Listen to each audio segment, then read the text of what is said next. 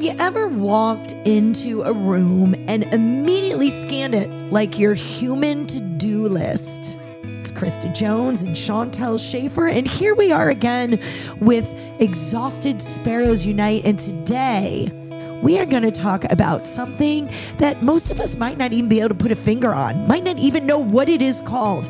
We are going to talk about when you're mentally noting that the dishwasher needs to be unloaded and that stupid sock is on the stair again, and oh my gosh, the kid's science project is now due tomorrow, and oh yeah, is there even chicken in the fridge for dinner tonight? It is the invisible load that so many of us carry without even knowing it. It's like this mental spinning, this anticipation, managing, remembering. Oh my gosh, it's just too much. It's unspoken, it's unpaid, and it's often unacknowledged labor that so many of us carry. And why women especially, caretakers, right? Overachievers. Why do we tend to carry most of it? We're going to dig right in now to the invisible workload and why we all have it, even if we don't know that's what it's called. Chantel Schaefer shaking her head like it's about to come off her body like a bobblehead. This one hits home. This one hits home. Chantel actually is the one that decided this was this week's topic, because we talk about it every week and we're like, what do we need to bring to the table this week to just help people realize you are not alone? And she said the invisible workload. And I said, I don't think I was like, what does that mean? I was like, what does that mean? And she's like, oh, let me tell you. Let me share.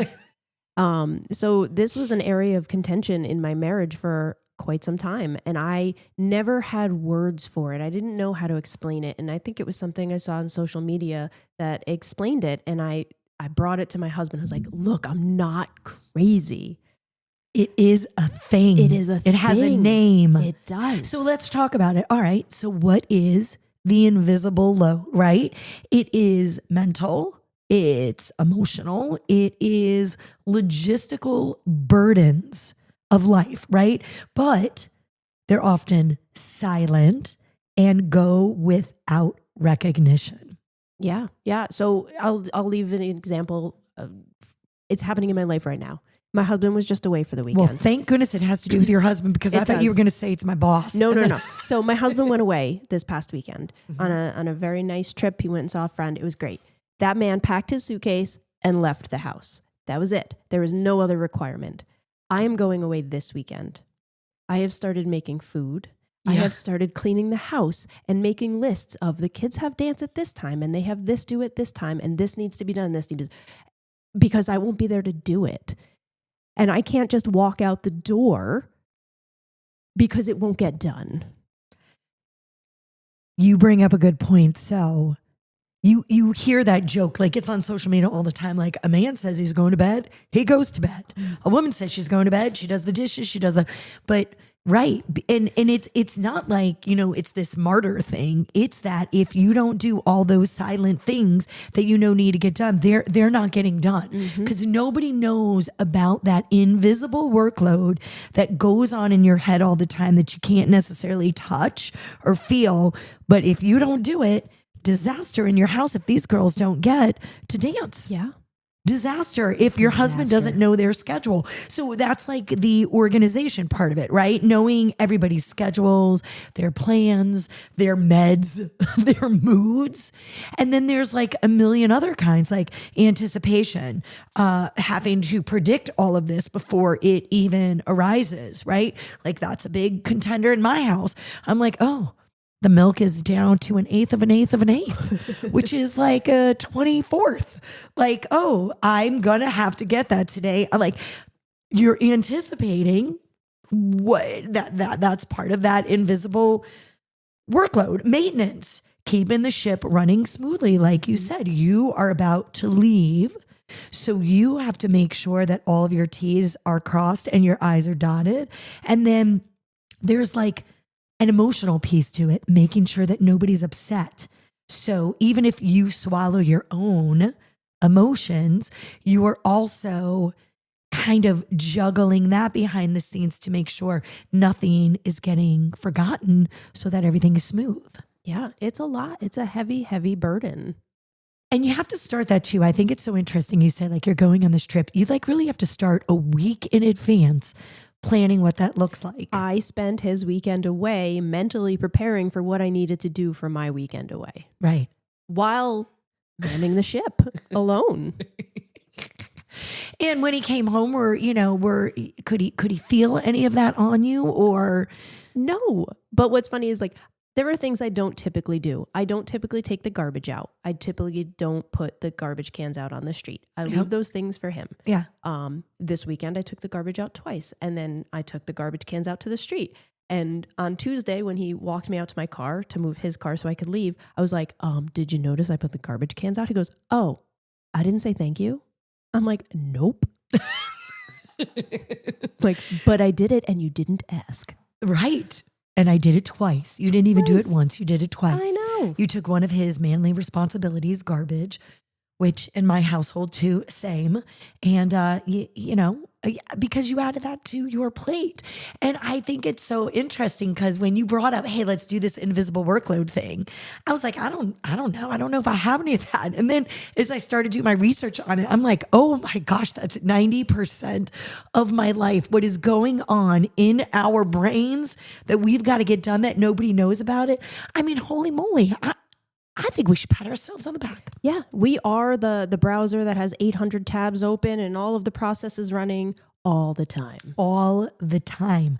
So the kicker to all of that is that it isn't just about who takes the trash out. Like you just mentioned the trash, right? It is the mental juggling, the emotional buffering. It is the silent project managing that is another full time job in our brain, and it is the job that no one gives you credit for. So, ouch. Yeah. Because I feel our job, our work job, the job we get paid for is kind of easier than that in the sense that you know exactly what's coming. I mean, here at Sparrow's Nest, we really never know what's coming. It is a lot of fun, but you know what's expected of you. You know your job, you know what you've got to get done. You have your checklist. But then you've got this in your brain stuff that you cannot even write down, that you can't forget. I think that's a harder job. It is, and it never stops. Like I have a hard time falling asleep at night because my brain is still going, oh, I need to remember to do this, and I need to remember to do that, and I need to grab this and do this. It never ends. I want to talk about that too, because I feel that like at night. And so for me, I will forget it by the morning because I am slightly older than Chantel, but maybe 2-3 years, not like a lot. No, I'm a decade, but I will forget it in the morning and I know I will. So now I have to physically write it. So I have to get out of bed, get my phone. I physically have to type it into the calendar, so that I won't forget it tomorrow. And now I have screwed up my whole pattern of sleep. Because I physically have jostled my body out of bed because I don't want the phone too close to my head because I don't want brain cancer. I don't even know if that's a true thing, but I feel like it could be. So I'm physically up. Then I may as well go to the bathroom because, you have to go more when you're a decade older than Chantel. And now it messes up my whole night. Yeah. And then, you pick up your phone and you doom scroll for a few minutes. I mean, I also do play Candy Crush. That's fun. Do you play Candy Crush? I do not. Okay. Anyways, I'm sorry. See, I'm digressing right now. So, all right. That is the invisible workload. So now you guys have a name for it. And I bet that you feel really, really relieved for that. I bet all of you out there are like, this podcast is the best thing that's ever happened to me. And eventually we are going to tell you how to help you with this invisible workload that you have. But I think we need to talk a little bit. Let's get to the heart of it, right? Because you said something like, it is like opening up all of these apps. And I love that you said that. It's those mental tabs that they never close. So we have to think of our brain like a work browser, right? Like we have work tabs that are open. Like what are the 28 things you didn't do at work today that you're going to have to get done tomorrow? right?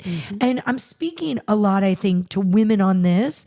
And I'm in no way trying to insult men because there's plenty of men that carry these invisible workloads like we do, single parent men that, are just take over a lot of this for their wives. I don't know of many, but I know you're out there.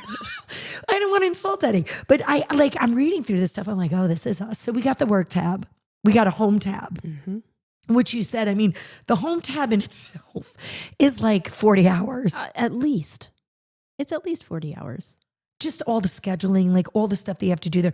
And then on top of the home tab, you have a parent tab, as you just let all of us know, with the dance and with the, it's pajama day at school tomorrow. You were talking about dressing like your principal day. Nope, it's principal day. And so I thought of you because we were just about to record and I'm like, oh my gosh, that's another thing on her invisible workload, because Chantel is also very crafty. She's phenomenally crafty. So, she can't just let them dress up like the principal. They're all going to have these fantastic things going on, which is another invisible workload because you've got to remember all that. I don't know how fantastic it's going to be. Principal day is tomorrow. You have time. But we also have picture day, which you forgot. And we laughed at that a couple episodes ago. That was a lost tab. By the way, that one way too early. We did see the proofs for any of you that were wondering how that went. And the kids looked fantastic. They looked were fine. Actually very good photos. I was quite shocked. Their hair was brushed. What Kind more of. could you ask for? I mean, right. Relationship tabs. I think us as women dive more into those areas, right? Because I'm going to say this, ladies, because listen, I am one and it's true. We are fickle. We are emotional. We get our feelings hurt easy. And, I have learned, and in some of these episodes we've talked about it, my friend groups and stuff, I can't have a very needy friend group because I love you, but I have to be able maybe to check in on you. But, there are friends and stuff that if, you forget, to check in on them because they got an award, they had a big day, they're having a surgery, you got to make dinner for this one because of her baby. So there's friendship, relationship tabs that are always open, oh my gosh, it's Chantel's birthday tomorrow. I need to bake a cake. Oh my gosh, my husband, whatever, we're having issues. We need to do something. So those tabs are open, right? Balancing all of those different kind of relationships and even silly things like, oh my gosh, I just sent out that text. Did that text sound weird to my friend?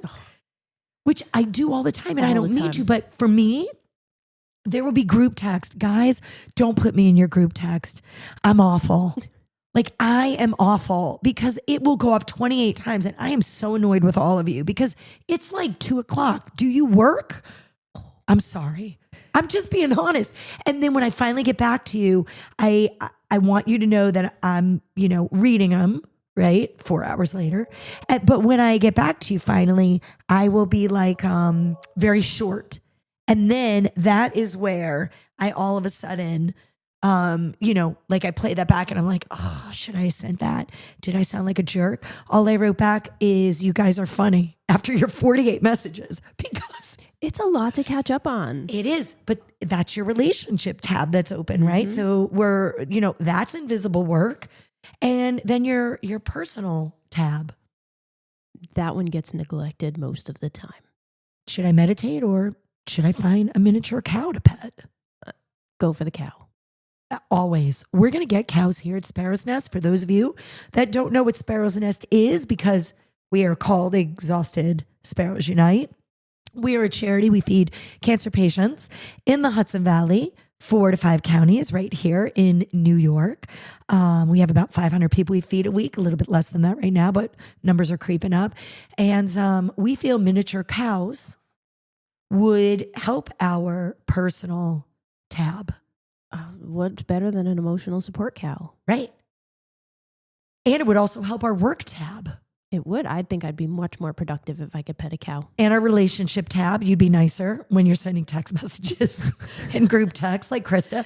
So really we just have parenting, then we can bring the kids here to pet the cow, and we have home. And if we're never home, the home won't get dirty.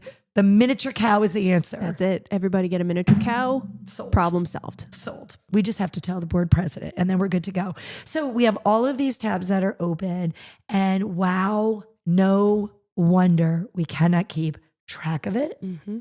We can't remember it. And we don't have the cognitive space to hold it. I want you to hear that. You don't have the cognitive space to even hold all of that. No, and I think sometimes that affects your well-being and your opinion of yourself when you forget things or drop the ball. Like, I think it's really detrimental to your mental health. I know I feel like the day I didn't dress my kids for picture day because I forgot, I felt like a terrible mom, even though I know I'm not. You're not. But like that day, I was really disappointed in myself. And I think we need to learn to like unburden that a little bit. We're all human. We don't have the mental capacity to manage it all, and things are going to slip through. You can't manage it all and you can't manage it all well. When we started the podcast, that was the first episode. Like you can't do it all and you cannot do it all well. And for those on social media that, you know, continue making you feel less than, maybe, you know, it's time to silence them for a little bit, snooze them for 30 days because it's not a true representation of today's world. And, you know, we're talking about forgetting things. I am, you know, menopausal. I am in perimenopause, I think. I don't know that I'm full blown yet. But even in that, like I am forgetting things left and right. I just told Chantel that I started taking like a dopamine, something so that, you know, I can try to recharge because now I'm like, oh my gosh, how could I forget this? You know, and some of that is hormones and being in this menopause fog, which is a real thing. And I definitely want to do some episodes on this. I got to get some hardcore people in here to like figure this all out because it's a real thing. So there's all these seasons in your life too, where even when you could cognitively hold it, you shouldn't. Yeah. Yeah. And then there's seasons in your life where you're really running on fumes. There's very little that you can hold. So you have to start like pulling it back, right? So we'll talk about that. So there's always hope in these podcasts. We always give you ways, even though we try to walk it out and we may not do as good of a job as we'd like, but we always towards the end try to give you different ways that you can do stuff. So this cognitive load theory is more disappropriately affecting of women, I'm reading this right now, in dual earner households.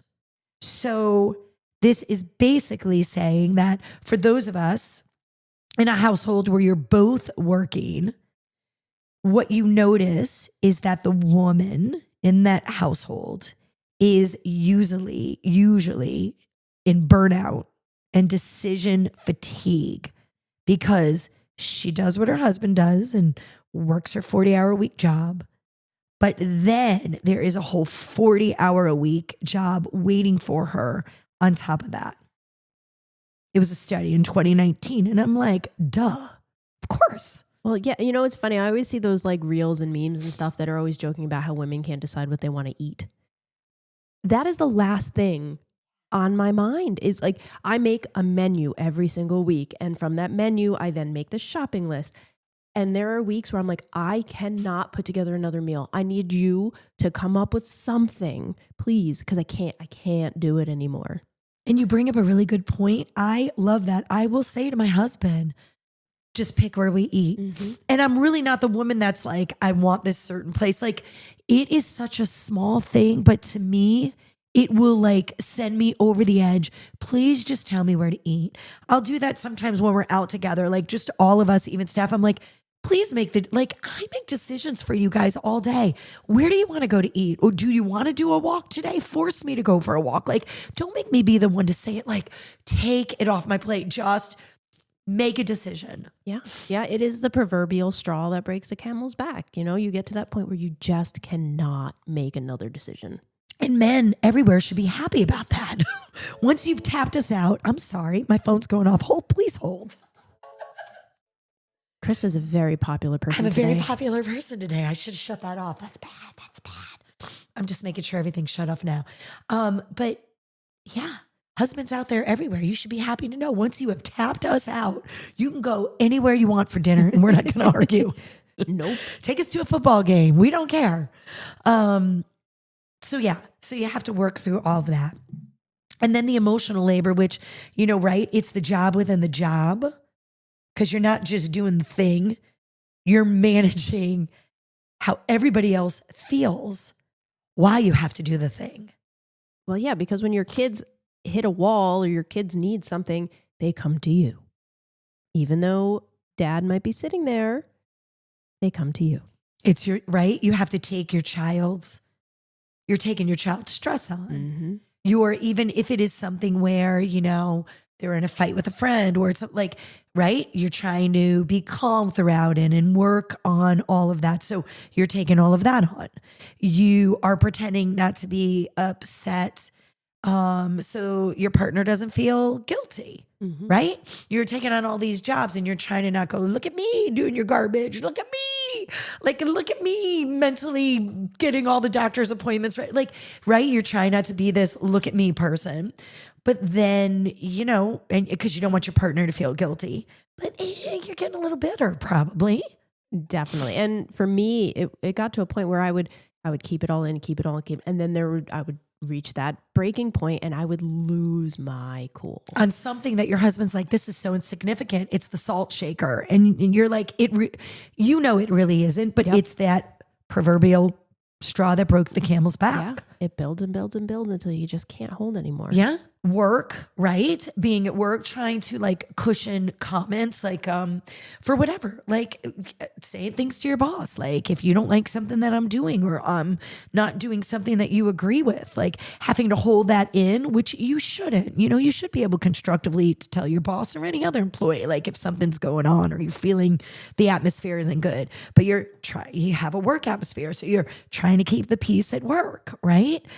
And so all of that is an emotional, invisible load that people don't realize it is an invisible workload because you're also trying to get a step ahead going, well, if I do this, then that'll make this go this way. It's exhausting. And this is why we are exhausted sparrows. We are exhausted sparrows. So in the Managed Heart book, right? A sociologist in 1983 said, I want to talk about workers and caregivers, that when we regulate our emotions to serve others, it is called empathic over functioning because we are carrying the emotional weight of everyone else. And we are trying to fix things that are absolutely unfixable. Think about that.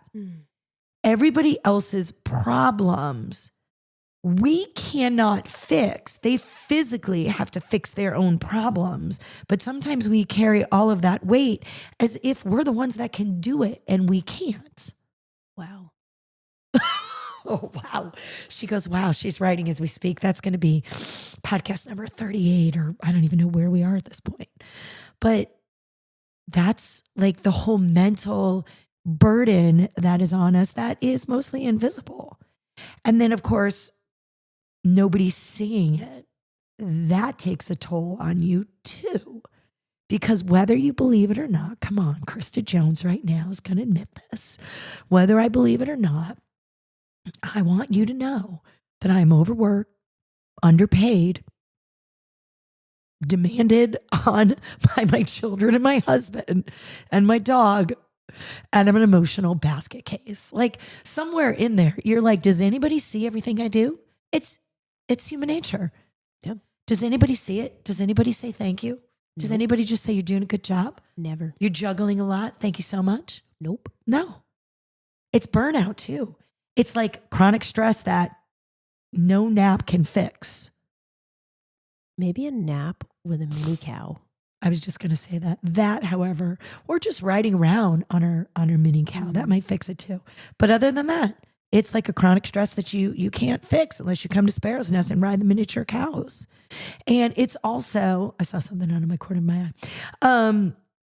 It's identity erosion. That is forgetting who you are outside of being the helper and the fixer. Yeah, and I can see that being a very prevalent problem for moms. Right. Because it's not like you want to take that on. It's not like that is your being. You weren't born as the fixer and the helper. But then you get in this season of your life where it is required of you quite a bit. Children, husbands, work, fixing, helping. And now you have this identity that really, it's not your identity, but it is all you know. Yeah, you are mom, you are wife, you are homemaker. And then we have Chantel's favorite, resentment. Oof. Right? We have this resentment. You don't see what I have done, and I'd like to pretend like it's not a big deal.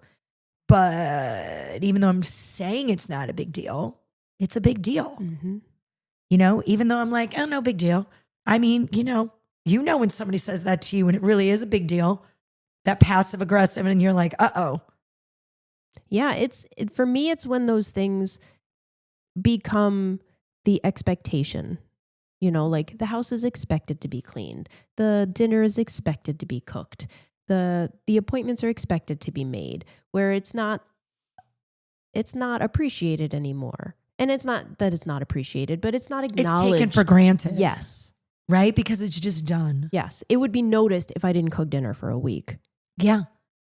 And you know what I would say to younger people, that are not married yet, that are starting relationships and stuff, that is a really big conversation that I really wish I would have had at the beginning. I just took the archaic role of I am a woman. I will work 40, 50, 60 hours a week. And then I will do all of my womanly motherhood, wifely duties.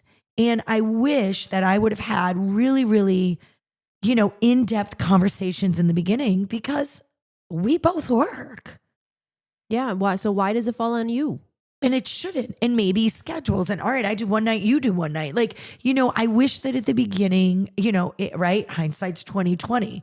And 5, 6, 7 years in, I was like, oh, this stinks. But I don't know. I just kind of took on the role. My mom always did. I never really thought to have a conversation about it.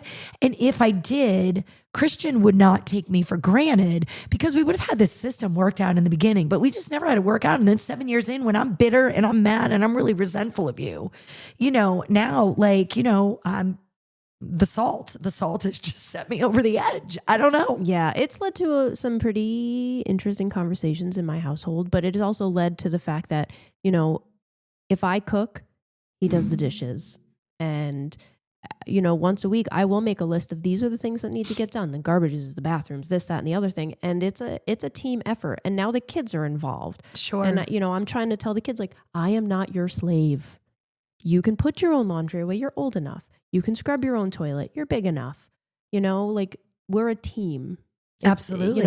I led the ship long enough. Yeah. Now we're working together. We're working together. And, having that simple conversation is all that it might take. So why don't we have it? Oh, we'll get into that too. So the cost of, doing things that are not being seen, you have resentment and burnout and this identity erosion, and you get mental health hits. You get depression, you get anxiety. For me, I get really bad anxiety because because I know what my list looks like in my head. And I'm like, how in the world am I getting this done today? You're probably not. Yesterday was a prime example here at work. I mean, sometimes I notice because I've never been diagnosed, but I would say I'm definitely attention deficit disorder. And sometimes I notice I actually just shut down. If that list is too long and it's in my head and it is not on our handy dandy calendar that Chantel and I share, if it's not there because, right, it's just been crazy every day, I literally shut down yesterday for 3 hours. She left me at 2, 3 o'clock. And I'm like, I can't go home. I missed my appointment yesterday. I had to say to him, I got to reschedule because I had nothing done in the morning because I just shut down. I was so overwhelmed and so anxious. I was like, I'm not getting anything done. Where's my cow? Where is my cow? Let's put it on the to-do list. How much do you think a mini cow is? probably more than we should spend. Maybe somebody wants to donate a mini cow. I mean, it would be good for therapy. It Our would. cancer patients, people could come out and we'll even name the cow after you I love that idea. or the name of your choice. Yeah. Just not Krista or Chantel. We don't want the cow to be named after us. That would be confusing. It would be a little confusing. But other than that, yeah. So, and then loss of joy, right? Because life is now just your big to-do list. Not only is it your work to-do list where people see your production, but it's your invisible work list. It's now you are just made of a to-do list. You are a helper and a fixer and a to-doer. And that is it. That's all you are. Because you have no time for anything else now. Nope. That's sad. It is sad. And it's hard. And we need to change that. Yes, we do. And we're going to get into it. It's real though. The mental load burnout, that they talk about is real. 2021 survey, because I do try to get some statistics in here that I really love. From BMC Public Health, wherever that is, I'm not sure, linked high levels of invisible workload to significant emotional exhaustion, particularly in women, weight, and children. Ooh. 2021, right after COVID, right after everything happened, right? Right after these children and their, their regimes, their schedules, right after all of this completely the rug was just pulled under them. Children are now added to that list. That's really sad. It is sad. Because kids shouldn't worry about anything but being kids. Kids should not. And we say it in every episode, right? So they're seeing what we're doing and we're running around with chickens like our heads cut off, which I've never really witnessed a chicken with their head cut off. I don't want to say it. I don't either. But we're running around like that and, there's no peace. And our kids are just feeling like that's how it should be. That's how it was with my own mom. And my mom did not work a 40-hour work week. My mom, was home taking care of us and worked part-time jobs until we were older. And then she went full-time. And I just watched her, clean the house immaculate, like do all these things. And like, I don't know. I thought that's what you're supposed to do. Yeah, it is generational. It has always been that, the women clean the house, the women cook the dinner and take care of the kids and worry about the scheduling and, right. But that all started in a time where we weren't working 40 hours a week. True. And that was our only responsibility. True. But now you need a 2-income household. There's no way to get around it. Yeah. There's no way to get around it. Mm-mm. So, you're drowning, right? In this invisible workload and you just want someone to throw you a raft. But the problem is you're not talking about it. So nobody knows that you are overwhelmed and that you have all of this stuff going on. So that's what we need to get into. I mean, it seems obvious that we have to lighten the load, but we just don't do it, right?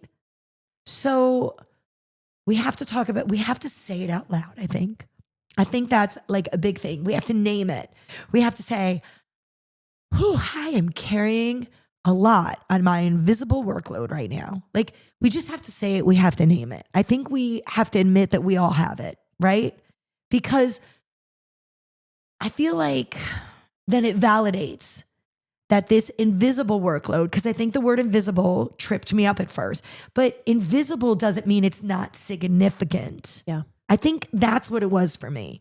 So, but then it names it and it gives it significance. This invisible workload is there and it's strong and it's heavy and it's a real thing. So I think we got to name it and we got to figure out like, what do we have, right? We got to inventory it. Like we have to write it down. Like, I don't know, everything that we can think of, like what is the full picture? And then what can we give others to do? Because we talk about this in a lot of our episodes, right?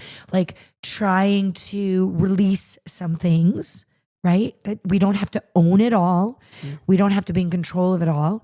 We can ask for help. Yeah. So when we look at the big picture, we name it and then we like write it all out. Like what really, like, do we really have to have it all? The socks that are on the stairs and the dishwasher that's not unloaded and the garbage that you as the wife are taking out and should be your husband's job. Do we have to have it all? No. And that's one thing I had to learn was to let some things go. That my house is not always going to look neat like I like it. And I have to accept that because it's either compromising and giving up the time with my children or cleaning the house. But that took me a while. And I think it's because I grew up in a house where my house was always immaculate. My mother cleaned all the time. And I felt that was a requirement, that I was going to be judged as a bad housekeeper, as a bad mom, if my house was messy or dirty. And it took time to let that go. I did not take as much time as you did. I realized early on, and my house it's lived in. I don't want to say, it gets messy. It's lived in. And my mom had, and still probably has plenty to say about that. She's not thrilled. But I'm like, Mom, add 40 hours of work out of this home to your plate. Like, you can't compare what you did to what I'm doing. And for me, I was kind of like, and if my husband wants to make some comments, I turn on hoarders. I'm like, is my house that bad? No, buddy. Are there rats? No, there aren't. Do you have a place to lay your head and it's not on garbage? Yeah, you do. And then he's like, oh, that's when he knows, like, I've reached my breaking point. I'm like, no, look how bad it could be. That's not me. Yeah. Sorry. Hoarders is a good one. I'll have to use that if anybody ever makes me feel a certain type of way. I'll tell you what channel it's on, and then you can use that. Letting balls drop. Not every task is glass. I thought that was so interesting. I wrote that down. Some balls will bounce. Not every ball that you drop is glass. Not every ball that you drop is earth shattering. Some balls will bounce right back. You can leave it till later. It's coming back. It will bounce back up. It is your low hanging fruit. You don't have to get to it right away. Kind of like Krista Jones needs to register for the Fort Lauderdale race that has been on our calendars for 2 months. It is still there. It is in November, and I have plenty of time unless it sells out. Yeah, so let's get that done. I mean, maybe, but 2 months. It's my low-lying fruit. Low-lying fruit. I'm like, that does not sound right. That does not sound right. Yeah. Choose radical rest. That is the last one. Radical, not 10 minutes, not 15 minutes. Choose radical rest. Take a full day off. Physically leave your workplace and your home and go to the beach. Physically leave your phone at home. Physically leave your children at home if you need to, and your husband. That's a day off. But do what you need to do for radical rest. I love that word. So I put it in there. I was like, radical. Yeah. Because when I think radical, I think extreme.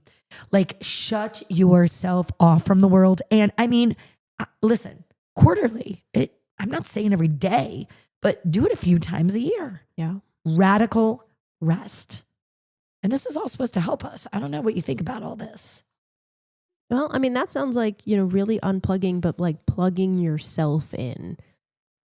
Like, unplug all those other things so you can plug yourself in and fully charge you. Which really is the whole premises behind this podcast, right? Living your most authentic life, giving yourself grace, making sure that you are taken care of in all of it, and knowing that, like, it's a true thing. So we know that invisible load is real. And it's not just how life is. It's the result of patterns and expectations and roles sometimes that nobody questions, like Chantel said. They just take for granted you're going to do it. It's a weight that so many of us carry out of habit, love, guilt, fear. But the truth is, you are allowed to set some of it down. If your brain has been running background apps since 2002, maybe it's time to hit the force quit on a few of them. Try this. Say no without writing a novel this week. Ask for help and don't apologize for it. Let something be good enough instead of being perfect. You don't need to earn rest. You don't need to prove your exhaustion. You're not a machine that's built to carry the weight of the entire household or the entire office or even the entire relationship. Here's the big one, though. You're not failing. Until next time, Protect your energy like it's vintage wine. Remember, you don't have to do all things to be worthy of love or rest or peace. You just have to be. And you already are. Exhausted Sparrows Unites. You can find out more about what we do at sparrowsnestcharity.org. Until next time, take care of yourself and each other.